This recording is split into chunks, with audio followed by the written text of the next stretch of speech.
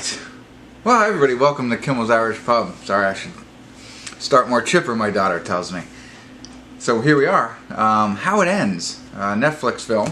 After a long debate with myself on what to watch, there's nothing really out there right now that I haven't seen.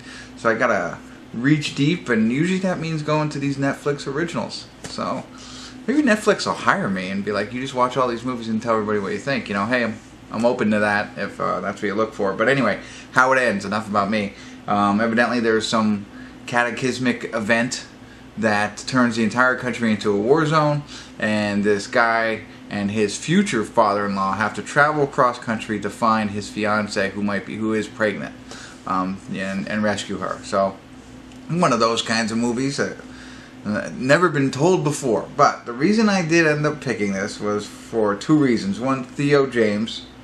I like him. I like him in a lot of different things. And Forrest Whitaker. So, you know, we all know Forrest Whitaker wins a Grammy, that kind of stuff. Theo James is from the Divergent series. So that's why I picked this one over some of the other ones that I will watch, although they had some pretty good actors in it too. But, oh well, we're in it now. No turning back. I'm going to start watching it. Hopefully it's going to be outstanding and you're going to really thank me, or I'm going to save you an hour and 53 minutes. So I'll get started here so I don't take too long. Stick around. I'll be back to let you know what it's all about. Hey everybody, time for a quick check-in. We're watching How It Ends. We're at the 49-minute and 51-second mark, but there's still an hour and 3 minutes left. So there's a lot to go here. It is interesting. Of course, all of these types of films to me are interesting. You know, these big events and end of the world kind of thing, or the apocalypse type of movie are always interesting to me. This is basically Theo James's character flies back to Chicago to ask his girlfriend's father's hand for marriage, or no, permission to marriage, and the father is Forrest Whitaker. They don't get along. They don't like each other, and so makes it tough. But anyway, the next day he's calling his wife, who's in Seattle, and that's when this event happens. There's a big sound. She says, you know, the power just went out. I'm scared. Something's happening. And then the phone went dead. So, and they haven't been able to reach her. So he goes back and meets up with Forrest Whitaker. So now they're driving from Chicago to Seattle to figure out what's happened.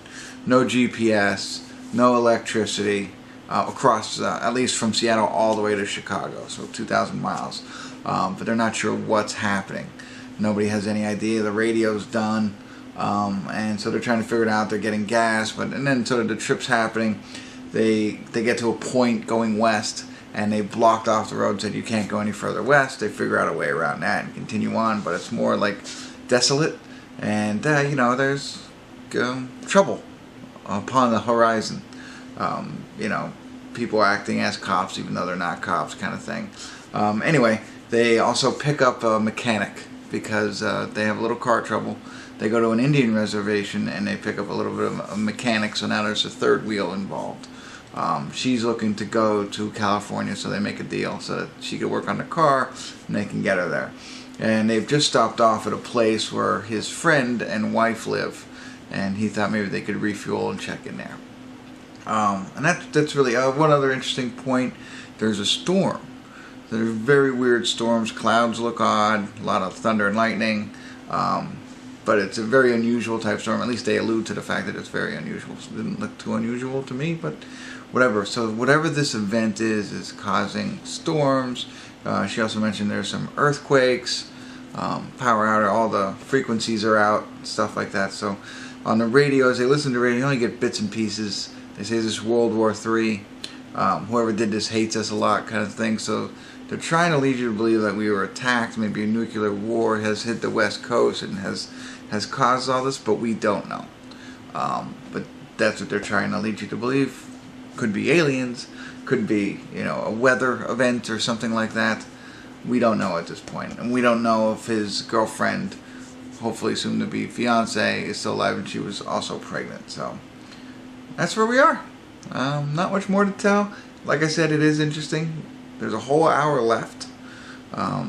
and we got to see if they make it, and then hopefully, you know, whether they make it or not, hopefully we find out what's happening, because that'll be a downer.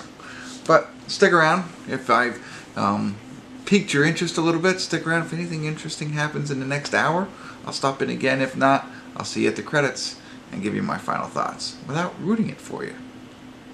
I won't tell you how it ends. Hey everybody, we're at the credits of how it ends. Well, not necessarily. As you know, Netflix already kicks you into the next movie or the next preview when you can't watch the credits. Not that that matters. The movie's over. And, you know, from my first check-in, it all held true. It was an adventure. There was a slight bonding moment between the future father-in-law and soon-to-be son-in-law, you know. They do a little bonding, things like that, and you know, maybe they'll name the kid Tom, because that was Forrest Whitaker's character's name in this. If he catches up with his wife, we don't know what happens, because I'm not going to spoil it for you. But it's very similar in a lot of the other apocalyptic movies where they're running, you know, a race against time or finding somebody that's missing, and all the adventures that happens and the trouble that they get into on the road. Like I mentioned, there's bad guys, there's some good guys, whatever. The big question is, does he ever find his wife? And if he does, is she still alive, kind of thing. So I'm not going to tell you about that, but I will share with you. I watched this movie, and I probably was going to give it a 7, almost maybe an 8, because I did enjoy it a lot. Probably more on the 7 side until it got to the conclusion, and that blew it for me. So I'm going to give it a 6, and it's hard for me to share with you without giving away spoilers on why I didn't like it. But those of you who've watched me probably could figure out why I didn't like it. But I'm going to give it a 6 because of how it ends. Anyway, if you check it out, I think it's worth watching, but be prepared to be disappointed. That's all I'll say. And it's on Netflix, so if you have the streaming service, it's definitely worth watching. Not worth paying for. I did like Theo James. I like Forrest Whitaker. They're the main characters in the movie, and so I thought they did a good job. It was fun to watch, but they blew it at the end. Alright, that's it. Thanks for tuning in. Leave me some comments. Hit the like button. Subscribe to my channel. And thanks again. Kimmel's Irish Pub.